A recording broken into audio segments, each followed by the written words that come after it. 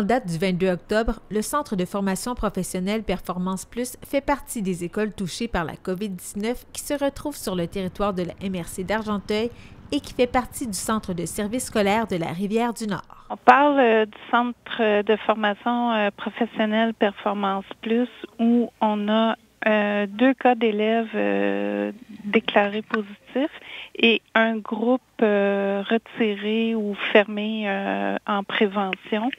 On parle également de l'édifice Le Parallèle où on a 2 cas d'élèves déclarés. On parle de l'école polyvalente La Vigne où on a un cas actif, mais un groupe fermé en prévention. Et on parle de l'école Saint-Julien, l'école primaire Saint-Julien, où on a un employé retiré préventivement, un cas positif chez un employé. Donc, voilà l'état de fait de ces 4 écoles. Et puis, on parle aussi, donc, à Performance Plus de 2 cas. Est-ce que les 2 cas sont actifs?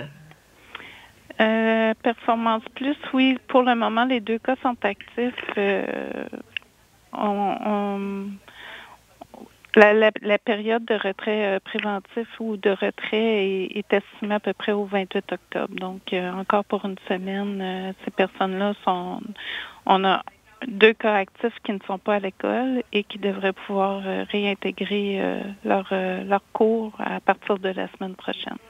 Concernant l'édifice Le Parallèle, ces 2 cas actifs aussi, des élèves qui ont été retirés? Tout à fait. Et qu'est-ce qui se déroule lorsque un cas est déclaré? Est-ce qu'il y a donc un nettoyage en profondeur des lieux pour s'assurer qu'il n'y a pas de contamination? Oui, effectivement, les routines de nettoyage de nos écoles ont vraiment été adaptées à la situation qu'on vit présentement. Donc, il y a des routines de nettoyage plus assidues dans nos établissements pour veiller à ce que chaque local et chaque surface susceptible de contamination soit nettoyée de façon plus régulière. Et puis, concernant aussi la prise en charge des élèves ou des membres du personnel, comment ça se déroule concrètement dans une école si une personne commence à avoir des symptômes aussitôt qu'elle entre à l'école ou un peu plus tard dans la journée? Bon, évidemment, on demande à tout notre personnel et aux parents des élèves et à nos élèves adultes de faire leur auto-évaluation avant même de mettre les pieds dans l'établissement. Mais advenant le cas où il y aurait apparition de symptômes durant la journée, chaque établissement a dû prévoir un local d'isolement avec un protocole qui a été mis vraiment par la santé publique à suivre.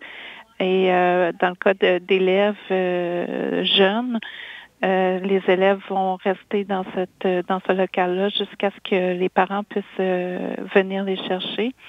Et sinon, pour les autres, que ce soit les membres du personnel ou des élèves adultes, ben il y a un équipement nécessaire, un équipement spécifique dans ces locaux-là pour leur permettre de pouvoir circuler à l'extérieur, jusqu'à l'extérieur du bâtiment là, en toute sécurité. Au séminaire du Sacré-Cœur, toujours en date du 22 octobre, on compte désormais 25 cas testés positifs à la COVID-19 depuis la fin septembre. Rappelons que cette école privée a fermé ses portes du 1er au 18 octobre inclusivement par mesure préventive. On n'a aucun nouveau cas depuis samedi dernier. Donc, voilà. Donc, la situation, elle est stable pour l'instant. La plupart des 25 cas sont à peu près tous de retour là, à l'école, là, sauf, je pense, deux ou trois là, de mémoire. Donc, ça va bien. On a rouvert l'école le 19 octobre. Donc, et puis, depuis ce temps-là, là, pour l'instant, ça tient, tout va bien. Fait qu'on espère que ça va pouvoir continuer comme ça. Oui, parce que vous m'aviez dit précédemment que l'école devait rouvrir le 15, je crois. Oui, c'est ça, effectivement. Donc, dans le fond, on a été beaucoup, évidemment, à chaque étape, à chaque nouveau cas, on a été en discussion avec la santé publique.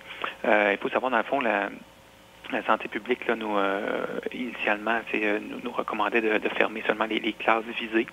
Mais nous, étant donné que ça touchait aussi là, certains membres du personnel, mais on avait un double enjeu, c'est-à-dire on fallait fermer des classes, mais aussi avec 4-5 membres du personnel touchés, mais ça commençait à être compliqué, le côté gestion du personnel, pour avoir suffisamment d'enseignants là, dans toutes les classes. Donc, on avait pris la décision de plutôt fermer à ce moment-là pour quelque temps. Initialement, dans le fond, comme on a fermé le 1er octobre, la première idée, si on veut, c'était de dire on va fermer pour 14 jours, qui est une période de quarantaine standard. Puis, 14 jours plus tard, dans le fond, autour du 14 octobre, bien que la transmission ne se passait plus à l'école, puisqu'elle était fermée déjà depuis déjà à peu près 14 jours, mais on trouvait que chez notre population étudiante, ça continuait quand même de circuler beaucoup et ça nous inquiétait là, que certains cas n'aient pas été détectés et que donc on rouvre l'école puis on recommence aussitôt. Là. Fait qu'on a pris la décision à ce moment-là de repousser encore de quelques jours là, jusqu'au lundi de la semaine suivante, c'est-à-dire le 19 octobre, pour se donner quelques jours de plus pour détecter des cas s'il y en avait quelques-uns de plus. Du côté de la commission scolaire Sir Wilfrid Laurier, la coordonnatrice aux communications a confirmé à la TVC d'Argenteuil que 6 cas ont été détectés à l'école secondaire régionale Laurentian et que 2 groupes classes ont été mis en isolement préventif. Quant aux directives de la santé publique des Laurentides concernant le dépistage dans les écoles, voici ce que la direction générale a déclaré. Présentement, il y a 2 façons de fonctionner. Quand on voit qu'on a une nécessité de passer quasiment l'école au complet au peigne fin avec un dépistage, on envoie, on appelle ça notre SWAT team dépistage sur place. Et sinon, si ça touche une classe, on recommande d'aller vers la clinique de dépistage régulière. Est-ce que vous savez s'il y a eu des dépistages massifs dans certaines écoles sur le territoire de la MRC d'Argenteuil? Pour l'instant, la MRC d'Argenteuil n'a pas eu de dépistage massif dans les écoles parce que quand on a fait l'analyse de l'éclosion, on n'a pas eu le constat qu'il y avait tant d'interactions que ça, puis qu'on aimait mieux par prévention dépister tout le monde. Donc, pour l'instant, ça se passe avec la normalité d'aller vers la clinique, le CDD, là, la clinique d'évaluation et de dépistage. Mais on a eu dans d'autres territoires, mais comme je dis, c'est vraiment l'exception. Je ne veux pas dire n'importe quoi, mais je pense qu'on est juste à 2 dépistages massifs dans des écoles jusqu'à date. Là. La liste des écoles comptant des cas positifs actifs rapportés avec diagnostic est mise à jour régulièrement sur le site Internet de la Santé publique du Québec.